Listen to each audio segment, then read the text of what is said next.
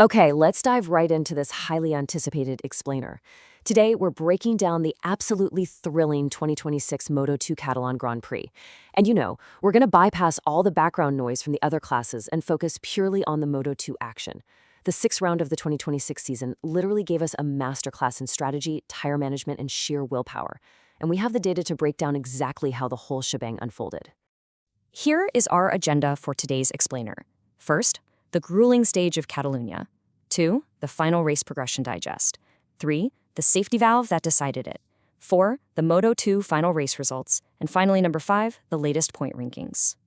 The grueling stage of Catalunya.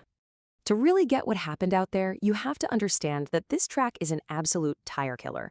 It's a 4.657-kilometer circuit featuring a massively long straight where these bikes are just screaming at top speed. But the real beast, that's the corners. We're talking 9 right turns and 5 left turns. Because of this specific layout, extreme stress completely batters the left side of the Pirelli tires. Now compound that with the track's aged, high-friction asphalt that actually offers lower-than-average grip, and you've got a recipe for severe tire degradation. Plus, fast, sweeping sections like Turn 3 and the final sector just aggressively eat away at the front axle life. It is a total war of attrition out there. But knowing all about these brutal track conditions, Celestino Vietti still went out and pushed his machine to the absolute limit in qualifying. Using the Pirelli Soft SC0 compound rear tire, Vietti secured pole position and set a brand new record-breaking lap time. It was a jaw-dropping display of raw single-lap speed on that Bosco chassis. So, moving into Sunday, the ultimate question hanging over the paddock was this: can a one-lap qualifying wonder actually survive a 21-lap war of attrition? Because setting a lap record over 4.6 kilometers is one thing, right? But maintaining that race pace over nearly 100 kilometers on this abrasive asphalt, that is a completely different challenge. Section 2, Final Race Progression Digest. Okay, so the absolute most crucial point in this race narrative was patience. Right off the line, on lap 1, Vietti converted his pole position into the whole shot. He took the early lead and honestly controlled the majority of the race. But Manuel Gonzalez on the Calex, he was playing a brilliant strategic game. While others, like Australian Senna Agias, suffered severe tire drop mid-race, Gonzalez was just carefully stalking Vietti, managing his rubber absolutely perfectly. Then, bam! With just 3 laps remaining, Gonzalez made his decisive, race-winning pass. Vietti just couldn't retaliate, and Gonzalez crossed the line to secure an incredibly emotional home victory.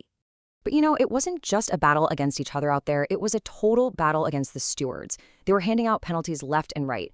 Track limits were strictly enforced all race long, which caught out several riders. Zabi Zurutuza actually ignored his initial warning and got slapped with a double long lap penalty. Meanwhile, Sergio Garcia failed to even complete his penalty before the checkered flag fell. Because of that, Garcia was handed a devastating post-race 3-second penalty, which plummeted him all the way down to 22nd place. Despite all that chaos happening behind him, the day purely belonged to the victor. Crossing the line, an overwhelmed Manuel Gonzalez captured the immense emotion of the moment, calling it the best race of my life. And you can't blame him. Winning a grueling 21-lap race in front of his home crowd in Spain is absolutely a career-defining milestone for the 23-year-old. Section 3, the safety valve that decided it. So we have to ask, why was Gonzalez able to outlast Vietti when Vietti clearly had the faster qualifying bike? Well, it actually comes down to a fascinating technical concept called the safety valve.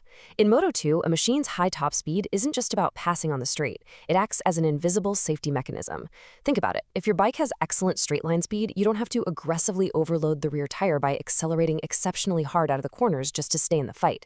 The speed on the straight naturally compensates, preserving your rubber over a full 21-lap distance. Just look at the contrast between our top 2 finishers here.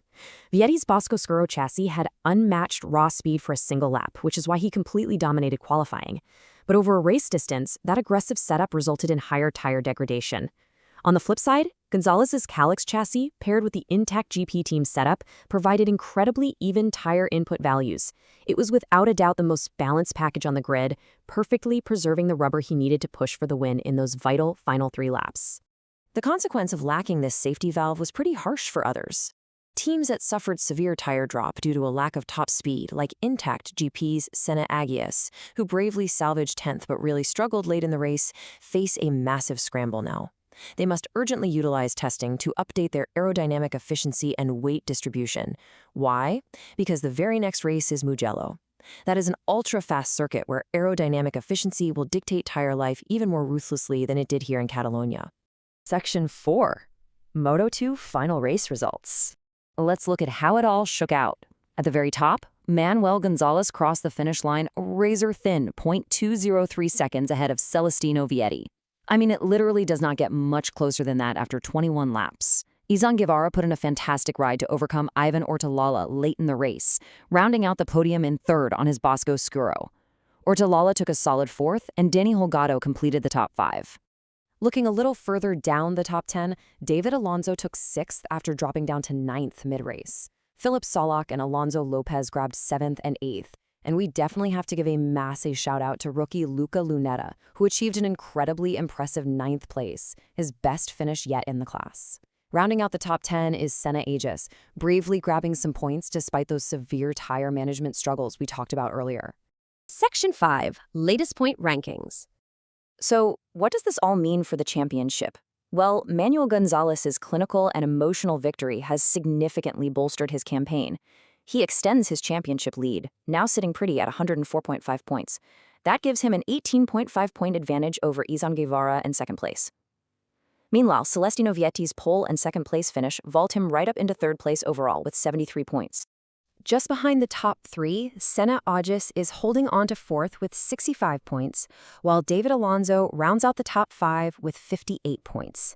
Ivan Ortola and Daniel Holgado remain well within striking distance too.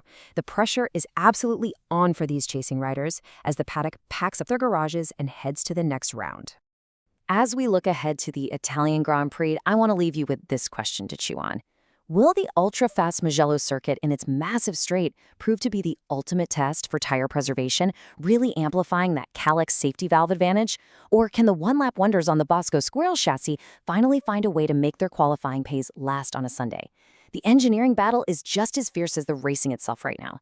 Definitely keep an eye on those aero updates because the 2026 title fight is officially in high gear.